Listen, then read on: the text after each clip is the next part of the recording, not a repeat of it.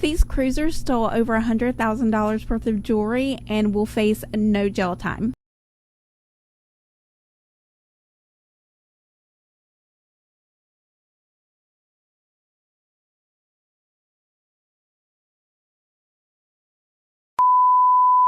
Before I get into today's first story, I have a major favor to ask. Becoming a member of the YouTube Partner Program is something that I have been trying to do for the past year and a half.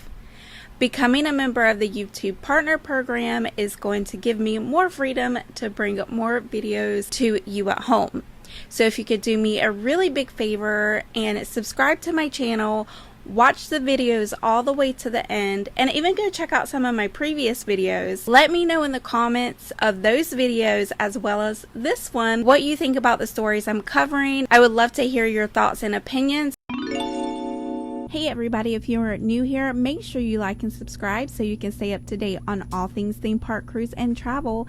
And if you're a returning viewer, make sure you click that notification bell so you never miss a video. This story happened back in 2023, but we have recently been made aware of the verdict in this case, and I have to say I'm very surprised. 30-year-old Gary Cooper and 33-year-old Benjamin Greenwood were sailing on the MSC Virtuosa back in 2023 and thought they could accomplish anything that they set their minds to. And actually, I think they kind of did. These guys' defense is that they had a little too much to drink, which means they had liquid courage and decided to go and steal $100,000 from the ship's jewelry store. These guys, within the first 4 hours of being on the ship, drank so much alcohol that they thought that they could get away with stealing $100,000 in jewelry. While on board the ship, they decided to go into the Effy jewelry store, which had no one inside the store at the time. They were able to steal $100,000 worth of jewelry without being caught for several days. It was only toward the end of the cruise ship that security, upon watching security footage, realized that the heist had taken place. I have some questions about this because I'm wondering how they were able to steal so much jewelry. Was this jewelry not locked behind cases?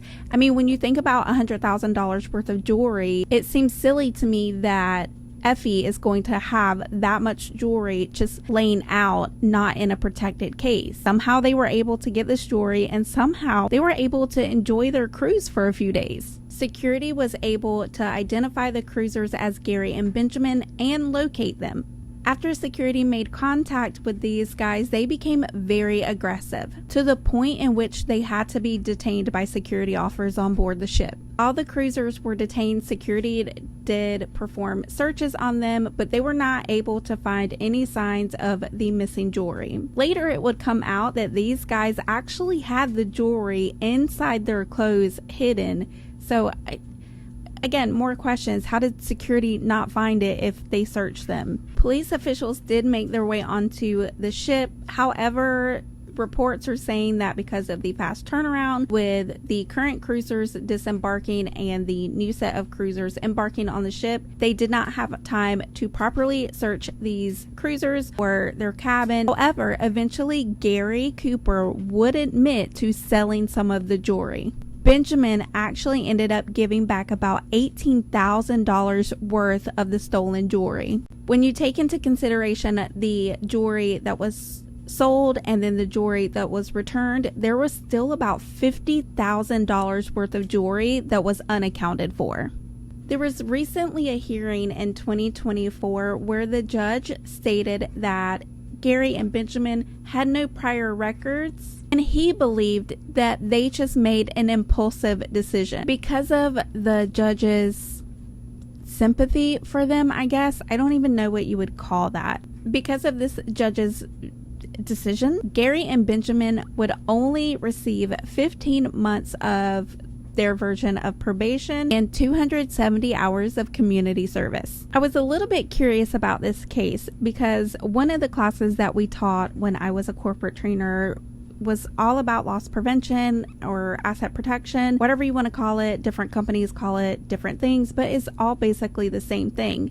Although I never worked for a jewelry store, I have been in the retail space for many years. So that got me thinking. So I did a quick Google search, and Here in the United States, if you steal $100,000 worth of jewelry, you can actually receive first-degree theft or larceny charges, which can also carry a sentence of a minimum of 1 year in prison. Now, of course, all cases are going to vary, so it's very hard to tackle down exact estimates. Different websites tell you different things. I think it's crazy that here in the United States, you could steal same amount of jewelry, whatever, and you potentially are going to go to jail for at least a year, and not jail, prison, and you're going to have felony theft charges. Meanwhile, in the UK, you just simply get a slap on the wrist. I think it's crazy that this judge said that because they got extremely drunk within a 4-hour time frame, that they made an impulsive decision and basically gave them a slap on the wrist. They stole $100,000 worth of jewelry. They didn't steal a t-shirt out of the gift shop. They stole $100,000 worth of jewelry. I mean, it's Effy. Come on. That had to have been a lot of pieces. I'm actually really curious. Was it 5 pieces of jewelry or 25 pieces of jewelry? It's $100,000. I don't care how much alcohol you drink. You know better than to steal $100,000 worth of jewelry. I would be really interested to hear what you guys think about this. Have you ever drank a lot of alcohol in a short time frame? What was the craziest thing you did? Because I can guarantee it wasn't going into a jewelry store and stealing $100,000 worth of jewelry. I don't know if this judge has an issue with memory, but just in case you guys forgot, these guys not only stole this $100,000 worth of jewelry, but they sold $18,000 worth of this jewelry on the cruise ship. Let's not forget, like the judge apparently did, that there was $50,000 worth of jewelry that was never accounted for. That's going to be it for today's story. Thank you so much for hanging out with me. If you want to stay up to date on all things theme park, cruise, and travel, please consider subscribing with that notification bell on so you never miss a video. Until next time,